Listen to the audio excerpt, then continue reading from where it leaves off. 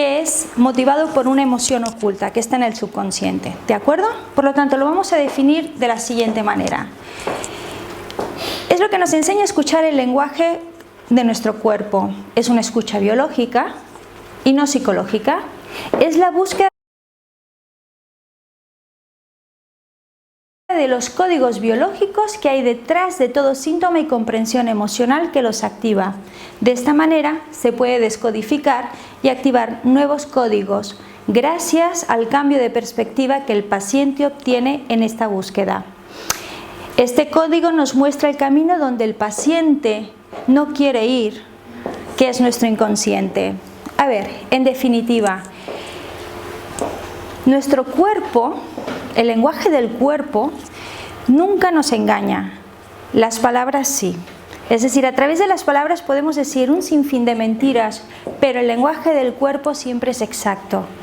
Siempre está transmitiendo algo. El tema es que nosotros no hemos aprendido a escucharlo. ¿Qué sucede? A través de las enfermedades, la enfermedad es un lenguaje y nos está transmitiendo, nos está dando una información que hay oculta en nuestro inconsciente. Y esta información que está en el inconsciente es el que en un momento dado nos está acarreando bloqueos, nos puede crear enfermedades o un sinfín de malestares. Incluso bloqueos, estamos hablando del día a día, como puede ser desde un factor profesional, puede ser económico, no solo es cuestión de enfermedad. Por lo tanto, la biodesprogramación tiene un abanico muy amplio de posibilidades. En este caso, la medicina ha creído siempre que la enfermedad es funcional, orgánica o genética.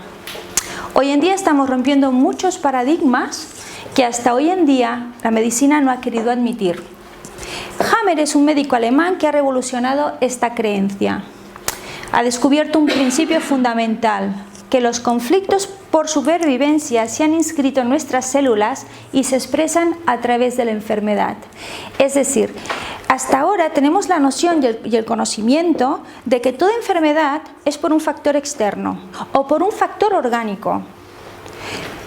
Es un tanto extraño, pero mi pregunta es, si nosotros somos perfectos, exactos, nuestra naturaleza es perfecta, ¿cómo puede ser que dentro de esta perfección el órgano se pueda estropear?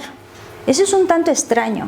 Entonces, se ha ido demostrando y se ha ido descubriendo que las enfermedades son causantes, las emociones son causantes de las enfermedades. ¿Por qué? Porque una emoción, que es una energía muy potente, puede crear reacciones bioquímicas en nuestro organismo que automáticamente pueda crear un defecto en un órgano determinado. Pero también si lo vemos desde un punto de vista biológico, que ahora vamos a tratar el descubrimiento que hizo Hammer, que para mí fue, vamos a decir, el precursor nato de lo que es la biodesprogramación, se va a ver un poco de qué forma se enfoca la biodesprogramación. Entonces, pueden haber muchas ideas sobre la enfermedad. Todo dependerá de nuestras creencias y la terapia que queramos aplicar. Es decir, si por ejemplo nosotros utilizamos una terapia como puede ser la osteopatía, se cree que la enfermedad es de origen mecánico. Por lo tanto, ¿qué es lo que vamos a hacer? Pues se considera que la enfermedad viene de un desorden dinámico y por eso se utiliza un medicamento homeopático, ¿de acuerdo? Ahora bien, si por ejemplo hablamos sobre la medicina china, se cree que la enfermedad es de un origen energético, por lo tanto lo que vamos a mirar es, hay un sinfín de terapias que van emergiendo con referencia a este punto, o sea, pueden ser flores de Bach, etcétera, ¿vale? Es decir, según las creencias que hay, te adaptas con una terapia u otra. Para la biodesprogramación, las enfermedades tienen un sentido biológico, 100%. Hay unos códigos biológicos que al descubrirlos nos permiten encontrar la salud. Un ejemplo, ¿por qué el león que se hace dueño de una manada mata a todas las crías? ¿Esto lo sabéis? Que por ejemplo cuando un león se acerca a una manada desconocida y le interesa ser el líder de esa manada, lo primero que hace es matar a todas las crías. Y de hecho nos vamos a comparar bastante con los animales porque tiene mucha relación con la evolución. Entonces, El nuevo león, al matarle a las crías, provoca en la leona un conflicto biológico, y realmente es tal cual, ¿vale?, de pérdida. Es decir, la leona tiene el sentimiento que ha perdido a sus crías.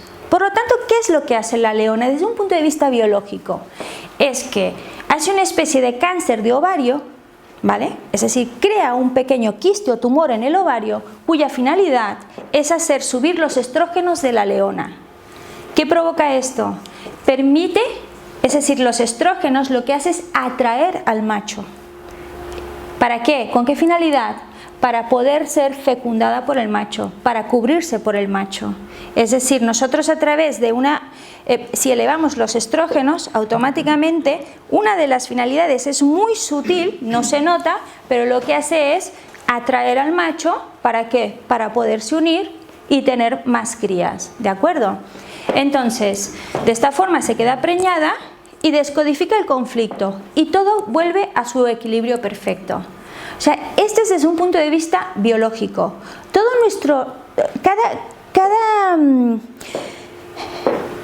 cada lenguaje de nuestro cuerpo tiene una finalidad y siempre va en relación a la evolución y a la supervivencia, al poder sobrevivir.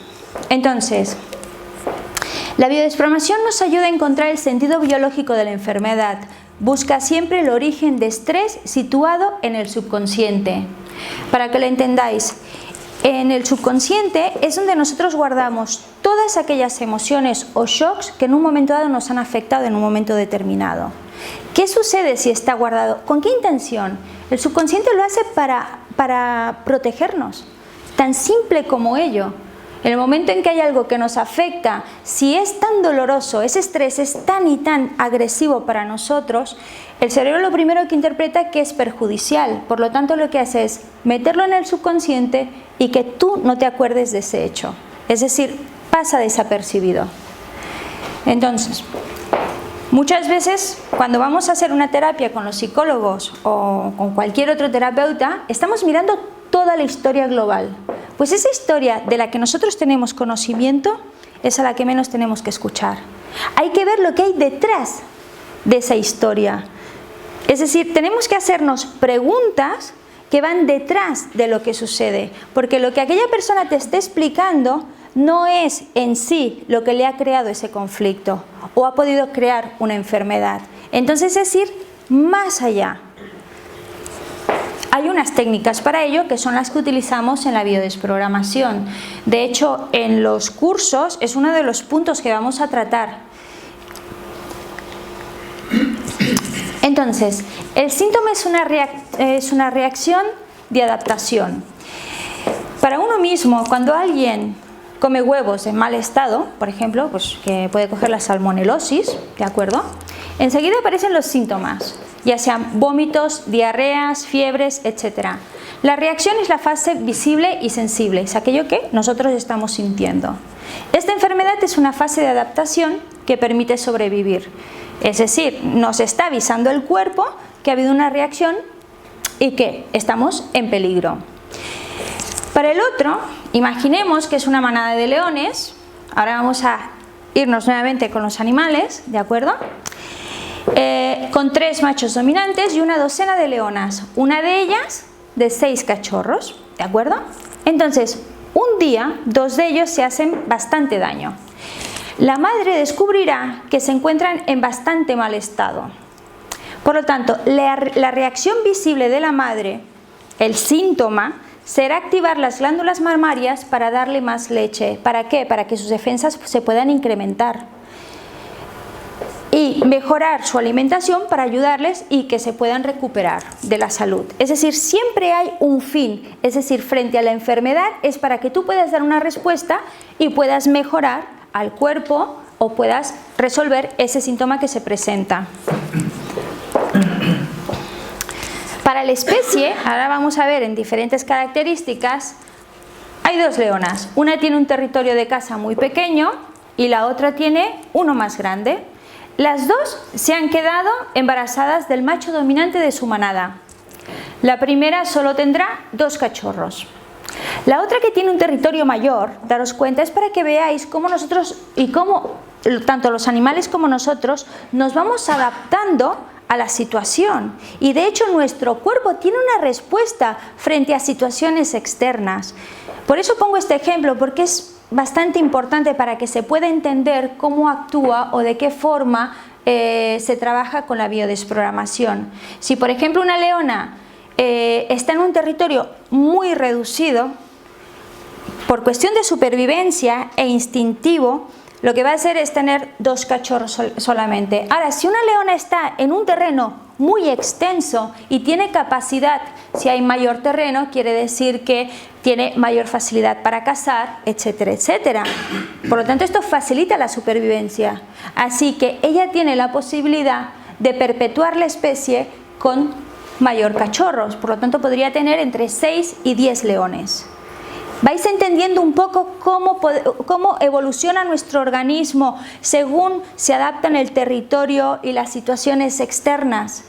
Va un poco por aquí. Lo mismo pasa si en un momento dado tú estás en una zona de sequía donde no hay abundancia de alimentos, es muy probable que instintivamente o inconscientemente la madre, en vez de tener 6 cachorros, tenga 2, para que estos 2 cachorros puedan sobrevivir. Y así es como nosotros nos vamos comportando. Es decir, estas mismas características las vamos a traspasar al ser humano. ¿De acuerdo? Entonces, el inconsciente biológico siempre nos gobernará, hasta el momento en que seamos conscientes de ello. ¿Por qué nos va a gobernar? Porque el inconsciente biológico está para protegernos. Os voy a poner un ejemplo. He tenido casos, y de hecho este es un ejemplo que lo utilizo mucho en mi consulta, he tenido casos que como el inconsciente biológico es para protegernos, el ejemplo de una persona que tiene aracnofobia. Aracnofobia es miedo a las arañas, fobia a las arañas. Esta persona, bueno, le dan una foto, ¿de acuerdo? Una foto de una araña, y aquella persona empieza a tener todos los síntomas de pánico, terror a la araña. Y aunque le podamos decir que no pasa nada, que es una foto, que no te puede picar, no te puede hacer nada, y aunque esta persona racionalmente entienda que es así, los síntomas se van a presentar. ¿Por qué? Porque le prevalece un conflicto que está en el inconsciente, y el inconsciente, como está para protegernos, siempre será el que presentará esos síntomas, por más razón que tú le quieras dar a la situación. ¿Lo vais comprendiendo?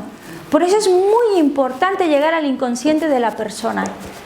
Y esta es la base de todo, de cualquier enfermedad, de cualquier bloqueo, de cualquier situación que se nos presenta. Por eso es que la enfermedad es una oportunidad de sobrevivir. Ella está allí para avisarnos y advertirnos. De nosotros depende que la escuchemos o no. Siempre somos libres de prestarle la atención que deseemos y de descodificarlo o no. Ya os explicaremos de qué manera.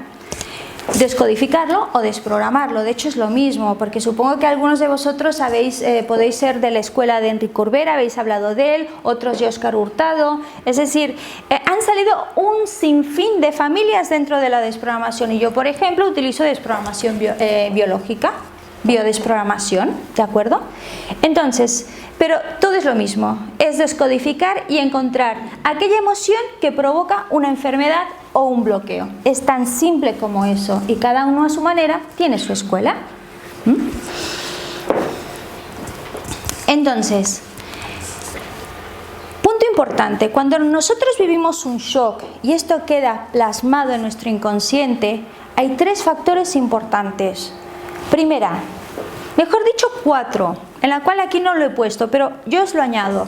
Primera es el que sea un shock imprevisto, que no te lo esperas, es decir, que por ejemplo, la muerte de un familiar, una persona que quieres, por un accidente que es imprevisto, no es aquello de que tú estás viendo que aquella persona pues morirá por una enfermedad, que te vas preparando, no, es absolutamente imprevisto, número 1.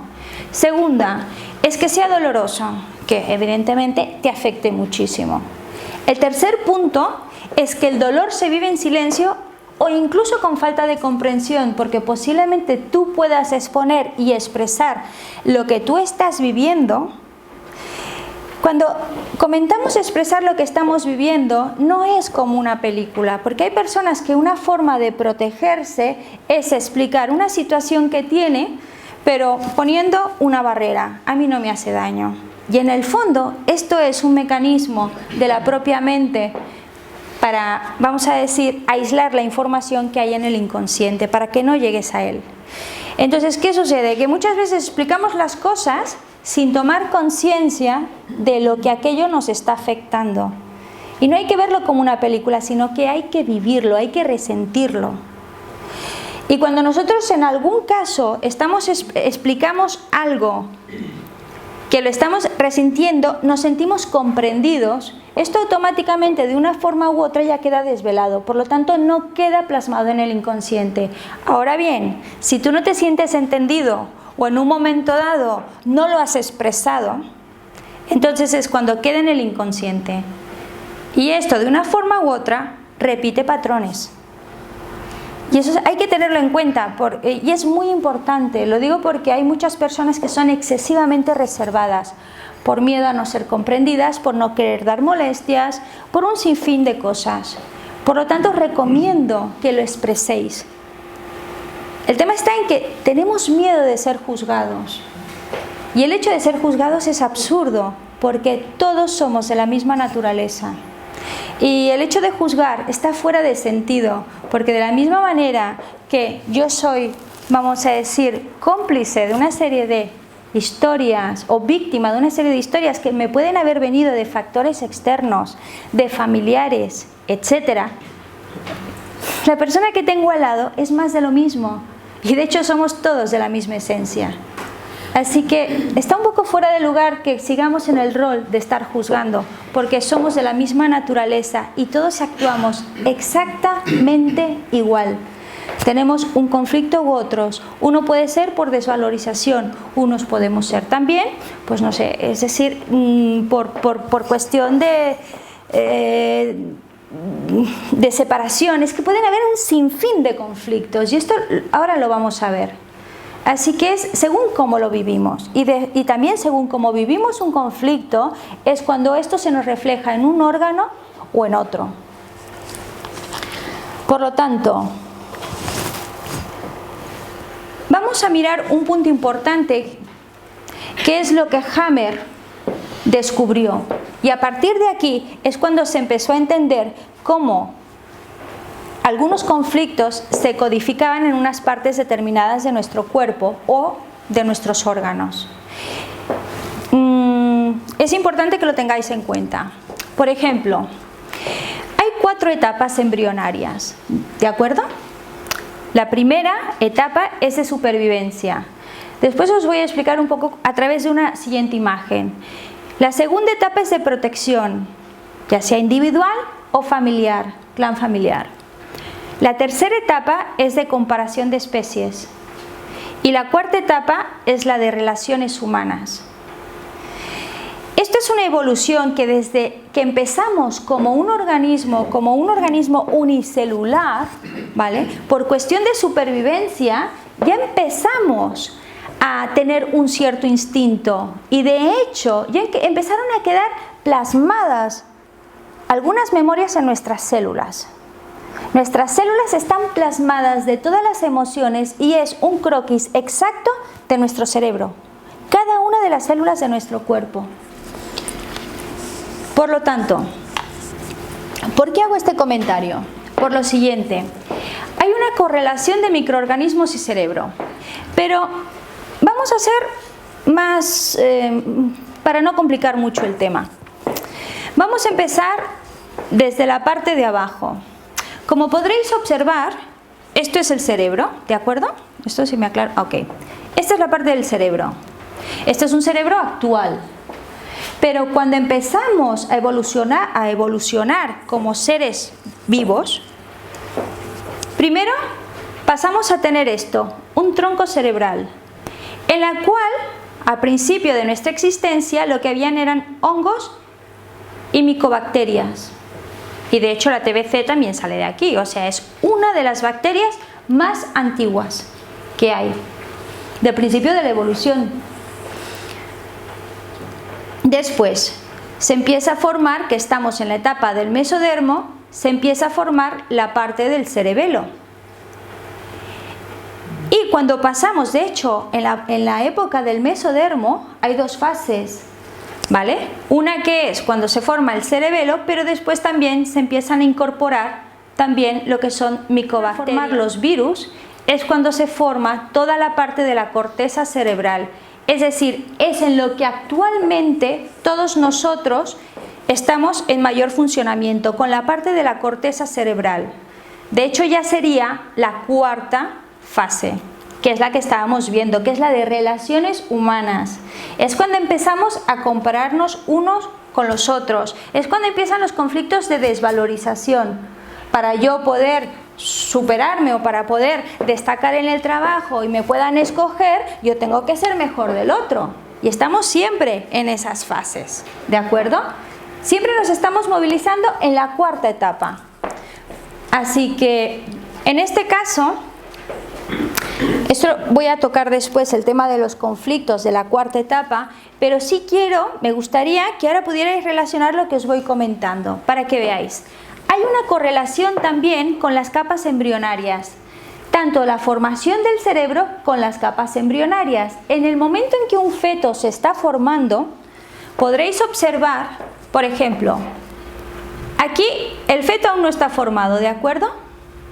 Pero sí hay una serie de, con referencia al tronco cerebral, que es la primera fase del endodermo, de adentro, ¿vale? Para que entendáis, nos vamos formando como si fuéramos un cojín que empieza con una primera base, después una segunda, y así va siendo unas capas de celulosa, hasta formar un buen cojín. Pues nosotros nos formamos igual, nuestra formación es tal cual.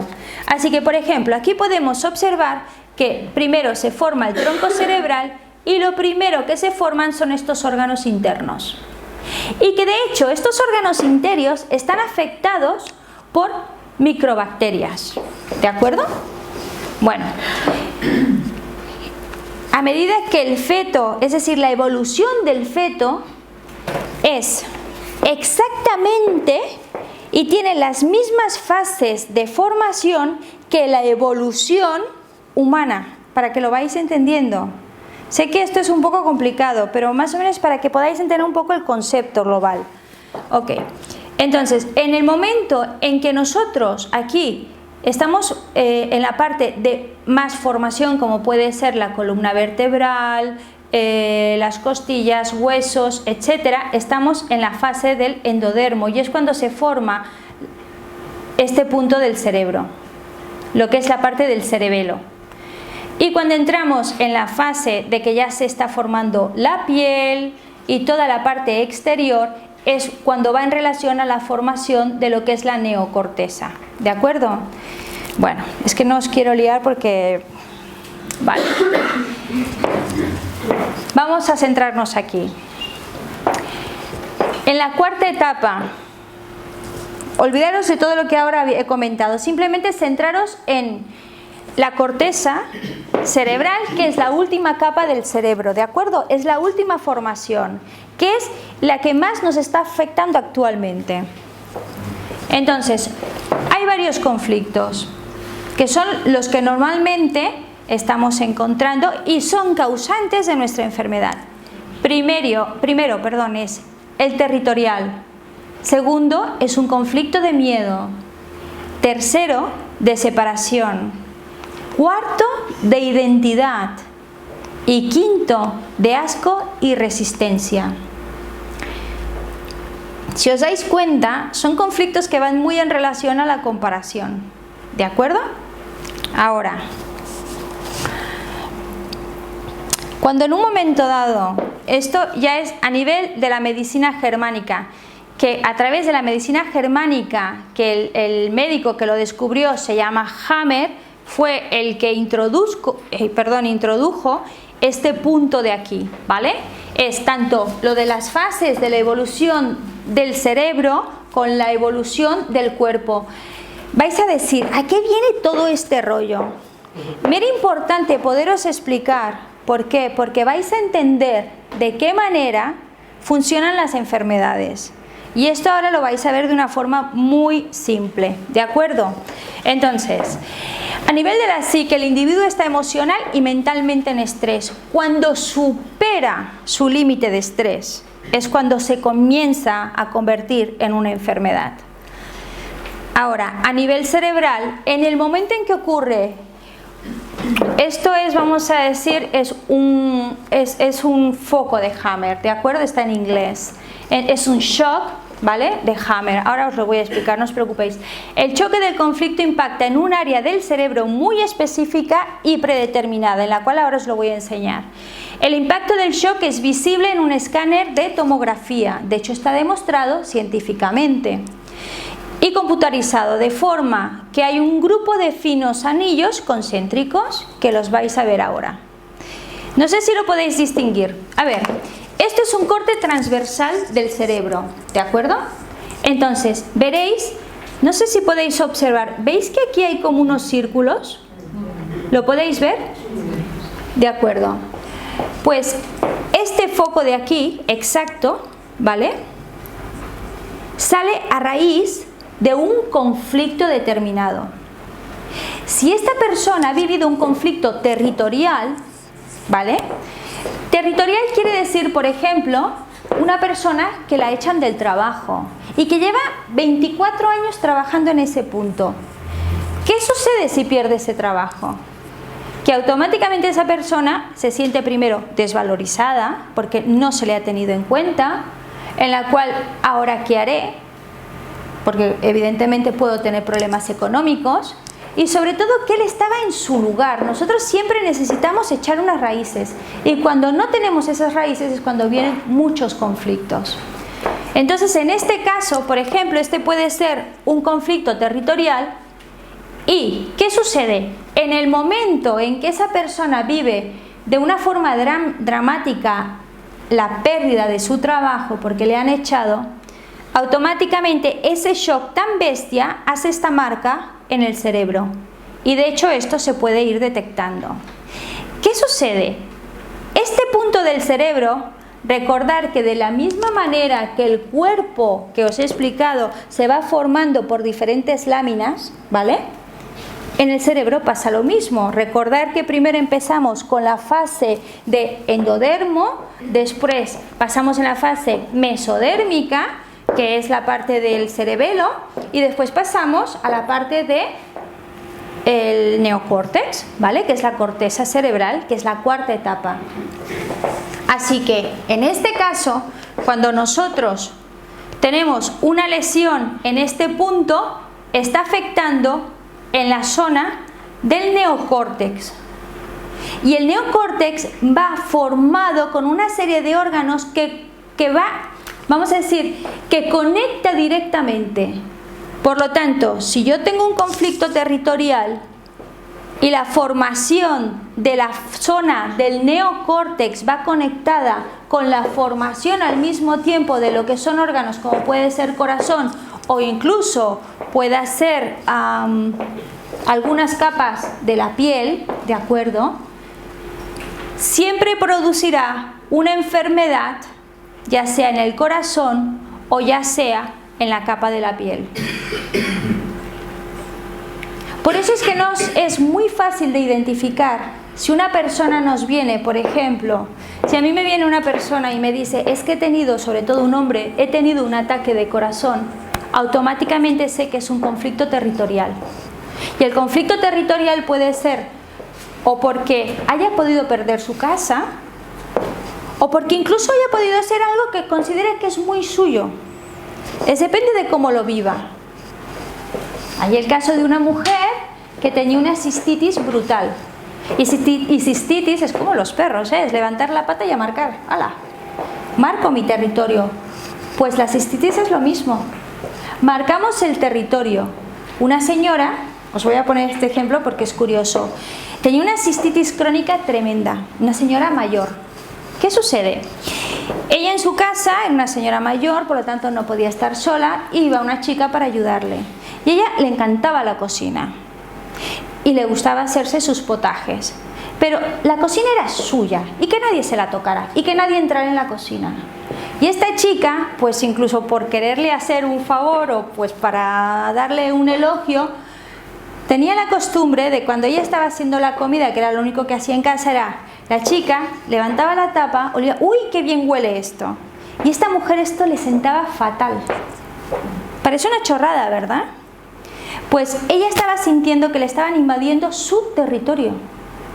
Y porque era suyo, era su parte, lo suyo, lo que consideraba suyo. Automáticamente, ¿qué sucede? Pues que esta chica, esta mujer, tenía una cistitis.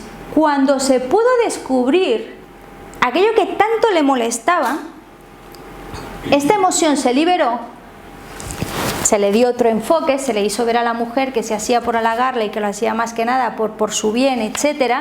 Entonces esta mujer se dio y dejó de tener esta cistitis, porque es una emoción que se libera. Os pongo este ejemplo para que podáis entender qué quiere decir una pérdida territorial. Puede ser pérdida de trabajo, puede ser mi pérdida de mi casa, ahora con el tema de las hipotecas, etc. Una persona pierde su casa y a poco, ¡boom!, ataque al corazón. Dice, no, es que se ha muerto del disgusto. No, es que puedes morirte del disgusto, pero según cómo lo vives, porque si es por una pérdida territorial, es que tú lo puedes vivir conforme te están quitando algo que es tuyo y que están invadiendo algo que es tuyo. ¿Más o menos vais captando? Ok. Entonces, en este caso, bueno, aquí es un poco lo que está, da un poco el argumento de los estudios que se hicieron y cómo se pudo demostrar que realmente el foco de Hammer, estos círculos que se ven en el cerebro, son verídicos y que no son un fallo técnico, porque en un principio se quiso... A ver, aquí hay muchas... Hay muchos intereses, por lo tanto la industria farmacéutica, que factura una millonada, es la segunda empresa más potente económica, no le interesaba bajo ningún concepto de que, vamos a decir, de que se pudiera certificar la teoría de Hammer, porque esto desmiente totalmente la teoría de que la medicación es la que puede mejorar. La medicación lo que puede hacer en un momento dado es eliminar el síntoma, pero desprogramación. ¿Cuál es el factor aquí importante? Es que en el fondo nosotros pensamos que lo que estamos viviendo día a día es una realidad y en el fondo es una proyección que nosotros estamos haciendo. Nosotros proyectamos nuestra vida, somos creadores de nuestra vida. ¿De qué manera? Si nosotros somos esencia, que es energía, y hablamos de desprogramación como si estuviéramos dentro del mundo informático, vamos a compararnos como los ordenadores, ¿de acuerdo? La esencia, que es energía universal, es el ordenador central, el más importante de todos. Pongamos que es como si hubiera un satélite, que este satélite es el que dirige y controla todo el mundo, desde los semáforos, teléfonos, todo, absolutamente todo. Centraros por aquí, ¿de acuerdo? Esta es una energía. Y nosotros somos pequeñas computadoras o pequeños ordenadores que vamos conectados con esta gran matriz. De hecho, habéis visto la película Matrix, ¿no? Pues por ahí va, ¿vale? Vale. En el momento en que nosotros conectamos con esta gran energía, que somos ordenadores, tenemos unos programas. ¿Cuáles son estos programas? Si nosotros somos parte de la esencia, que se supone que somos energía, la energía tiene un polo positivo, un polo negativo, pero también es neutral. Es perfecto, es que no tiene nada más, es vibración. Hombre, no me podréis decir que la energía no existe, porque eso está demostrado científicamente, ¿estamos o no? Vale, entonces, si nosotros en un momento dado somos pequeños programas basados de esta esencia, ¿qué sucede? ¿Quién crea estos programas? Los pensamientos, nuestra mente. ¿Y la mente qué es? La mente es parte del cuerpo. El cuerpo, la parte orgánica. Que la materia, la parte orgánica también es materia, también es energía más densa. Eso sí, esta energía lo que hace es captar una serie de vivencias y experiencias en la vida, ¿de acuerdo? Que es producto de nuestra mente. Y nosotros proyectamos y captamos todo lo que la mente en un momento dado está produciendo día a día. Pero si nosotros tomamos conciencia que nosotros somos parte de esta esencia, energía universal, somos perfectos. ¿Qué hay que juzgar? Simplemente estamos viendo unas experiencias, pero hemos de dejar de identificarnos de lo que somos como mente y entendernos como energía. Y en el momento en que nosotros sepamos hacer esta distinción de salir de estos pensamientos que nos están continuamente bloqueando y que nos están creando también malestar porque genera emociones, automáticamente tenemos la posibilidad de podernos centrar en la esencia. La esencia no es el alma, cuidado, la esencia es aquello que nosotros somos. Si todos pertenecemos a esta esencia, todos nosotros somos lo mismo, somos de lo mismo, de la misma energía. Así que si nos centramos en este punto, es cuando podemos hacer la distinción de que somos nosotros los creadores de nuestra enfermedad, porque estamos escuchando nuestros pensamientos, estamos juzgando, nos estamos dejando llevar por las emociones. Pero si nos centramos en la esencia, todo está perfecto. Si tú estás en el momento, es todo perfecto. No hay problema, no miras al futuro ni miras el pasado. Y si tú proyectas al futuro, normalmente, como sabes que es una experiencia que has de vivir, la vives con tranquilidad, así que tampoco genera emociones negativas, quiero decir. Entonces, ¿cómo actuamos? ¿Cómo conectamos cuando hemos estado mirando del proyecto sentido y el transgeneracional? Si nosotros pertenecemos a la misma esencia, ahora vamos a volver conforme somos ordenadores. ¿Verdad que ahora hay una red que se llama Wi-Fi? Que es por donde nosotros podemos conectar todos los ordenadores sin cables. Bueno, pues las familias estamos conectados por la red Wi-Fi, los más cercanos. Y resulta que tenemos, muchos de nosotros, el mismo programa. Cuando nosotros tenemos el mismo programa, vivimos muchas secuencias iguales. Así que como tenemos la misma vivencia, también tenemos los mismos conflictos y las mismas emociones. Yo casualidad que es que mi madre murió de cáncer de pecho.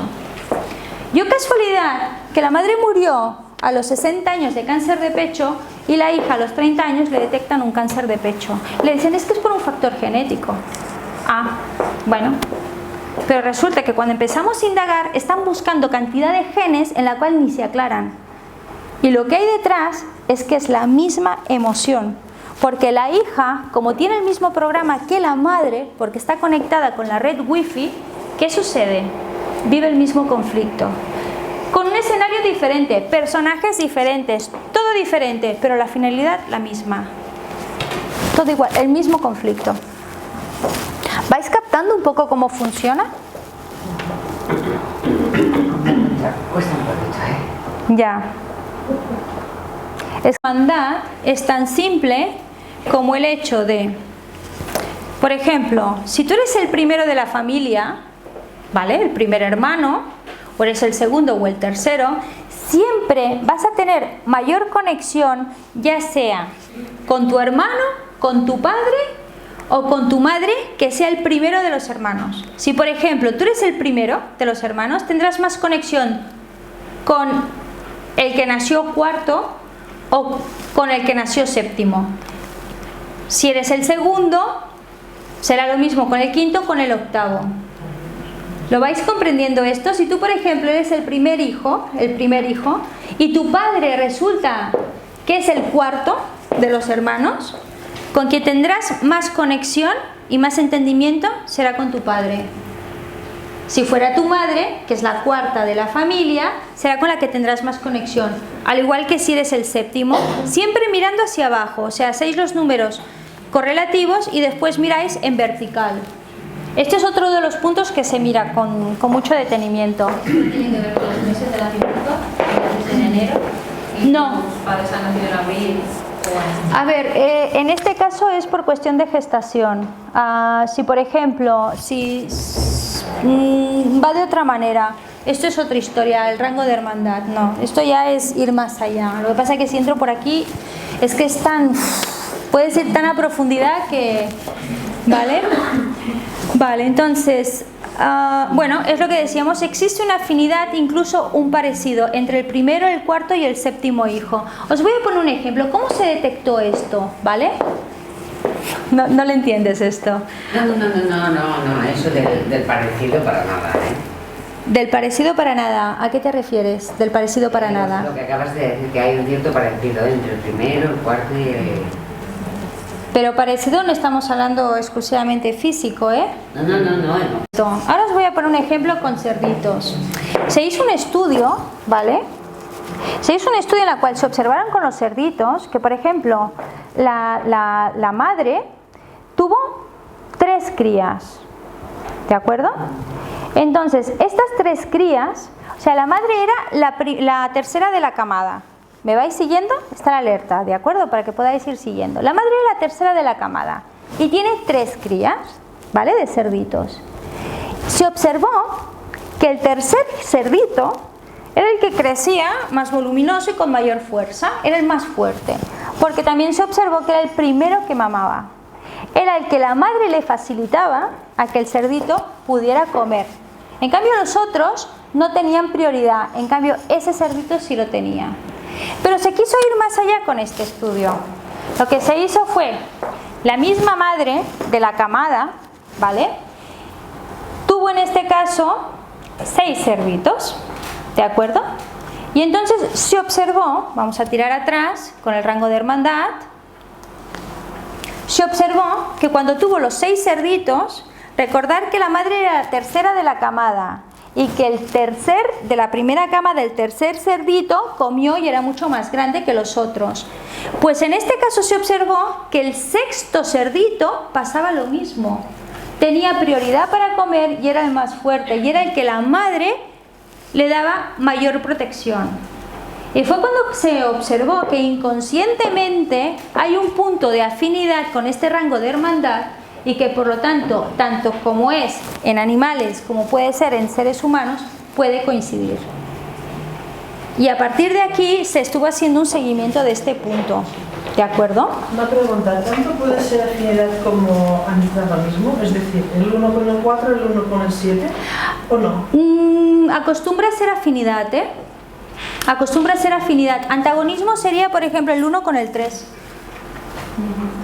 Que dices, oye, por algún motivo no acaban de... Pero cuidado, esto no lo toméis a rajatabla, ¿de acuerdo? Es decir, se hacen unas estadísticas y se observa que normalmente hay más afinidad entre uno y el otro, ¿ok? Pero no quiere decir que sean en todos los casos, porque a lo mejor hay un antagonismo tremendo entre el 1 y el 7, pues porque puede haber un proyecto sentido o porque puede haber una historia de nuestros antepasados que nosotros estamos mirando de reparar inconscientemente, ¿vale? A nivel inconsciente, ¿de acuerdo? No sé si te ha quedado... ¿Sí? ¿Claro? Vale. Dime. Que los abortos cuentan también como hijos. Por supuesto, siempre. Es decir, si hay abortos, tenerlo en cuenta siempre ese aborto, ¿eh? Aunque no esté vivo y aunque haya sido un aborto de aquellos de semanas, se ha de tener siempre en cuenta en este caso, siempre. ¿Qué consecuencias puede tener el aborto espontáneo? ¿Qué consecuencias puede tener, perdón? A nivel de relación, ¿qué consecuencias puede tener un aborto espontáneo? Bueno, más que nada es para poder observar el tema de rango de hermandad, pero también es cierto que es para sustituir a veces cuando una madre vive un aborto, ¿de acuerdo? Muchas veces damos por hecho, si es un aborto de semanas, que no tiene por qué haber una afectación, pero inconscientemente hay una emoción y queda dentro. ¿Qué sucede? Que en muchos casos, en el momento de que volvemos a concebir, a tener otro hijo, esta emoción queda impregnada en el bebé que nace. Entonces viene siendo un bebé de sustitución, sustituye al muerto. Entonces, estoy hablando de algunos casos, cuidado, pero que realmente se detectan, ¿de acuerdo? Entonces, cuando está sustituyendo al muerto, tiene una pérdida de identidad. Y en algunos casos pueden venir personas con depresiones y el código de una pérdida de identidad puede ser o miedo a la muerte el código de una depresión puede ser o una pérdida de identidad o miedo a la muerte. Y en algunos casos también he observado que cuando me viene una persona con un punto de estos es porque precisamente hubo un aborto antes de que él naciera o ella naciera. A ver, todo esto hay que ir siguiendo unas pautas para irlo comprendiendo, pero pensar que cuando nosotros ponemos un poco en orden la historia de nuestra vida y de nuestros antepasados, muchos conflictos y muchas enfermedades desaparecen, al igual que desbloqueas muchos conceptos y muchas historias. Así que con el tema del transgeneracional es cómo se vive. Ahora bien, son 3 puntos que son los que más utilizamos. Ahora me gustaría, vamos a experimentar el hecho de poder hacer alguna desprogramación, si os parece bien. No sé si alguno de vosotros, por ejemplo, vive el caso de alergia a animales o al pelo del gato. ¿Tú eres alérgica al pelo de gato? Ok, vamos a ver. ¿Se puede saber la edad que tienes? Sí, 44. 44. ¿Te gustaría poderlo desprogramar? ¿Sí? Vale. Ok, 44 años. Muy bien. ¿Cuándo te empezó la alergia del gato? ¿A qué edad aproximadamente? Las me las hicieron con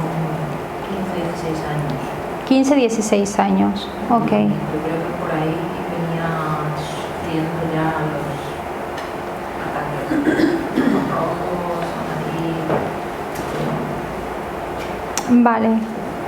A tus 11 años, ¿vale? ¿Tuviste alguna experiencia con algún gato? No recuerdo, nunca he tenido gatos, porque como los animales en mi casa no entraban. A ver, en el sitio donde íbamos de vacaciones sí que había animales. Ajá. ¿Y qué animal era el que más destacaba? Pues había de todo, porque era como una granja. Ajá. Había gatos. Había gatos también, sí. Habían gatos. Ajá.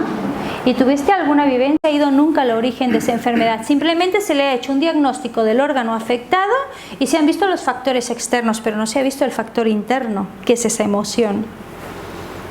Entonces, ¿qué sucede? Dentro de la psicología, daros cuenta, por qué os he explicado de qué forma tenemos que entrar en la biodesprogramación. Con la psicología nosotros tratamos el factor in situ, lo que sucede. Y simplemente le damos la explicación al paciente. Mira, es que a ti te ha pasado, es que tú estás viviendo esto, un gran estrés porque te pasa esto en el trabajo, con tu pareja y tal. Pero no vamos al origen, al inicio de esto, de su infancia o incluso de sus antepasados. Una pregunta, poniendo el ejemplo de esto de un niño que no es querido, por lo que sea que ha sido un accidente o cualquier cosa. Entonces, si tú nunca eso lo llevas a saber, lo transmites, ¿cómo puedes dar esa información para desprogramarte? Es decir, es un niño que no es querido. Sí, que no ha sido querido, ha sido concebido o no ha sido querido, por decir algo. Pero eso los padres nunca lo dirán, lo que hicimos. Y si ahora va ese niño mayor a hacer cosas más, la desprogramación, y ese que es tan importante, eso nunca lo... Cada persona tiene una forma de reaccionar, cada persona te da una información determinada, cada persona lo vive de una forma determinada. Pensar que los conflictos y nuestras formas, nuestras conductas tienen muchas cosas que puede ser por un factor externo, puede ser por educación, puede ser por cuestión cultural, puede ser por los padres, puede ser por herencias, puede ser tantas historias que cada persona tiene un filtro incluso de percepción. La forma en que yo veo las cosas no quiere decir que ella las tenga que ver